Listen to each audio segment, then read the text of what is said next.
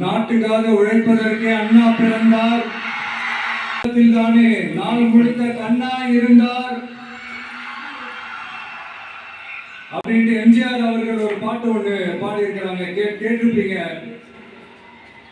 அப்படிப்பட்ட நம்ம காஞ்சி தலைவர் அறிஞர் அண்ணா அவர்கள் தன்னுடைய வழிகாட்டின்றதுனாலேயே தான் ஆரம்பிச்ச கட்சியினுடைய கொடியில அறிஞர் அண்ணா அவர்களை வச்சவர் எம்ஜிஆர். ஆனா அறிஞர் அண்ணா அவர்கள் ஆரம்பிச்ச அந்த கட்சியை அதுக்கப்புறம் கைப்பற்றினவங்க என்னெல்லாம் பண்றாங்கன்னு உங்களுக்கு தெரியுமா? மக்களே, உங்களுக்கு தான் நல்லா தெரியுமே.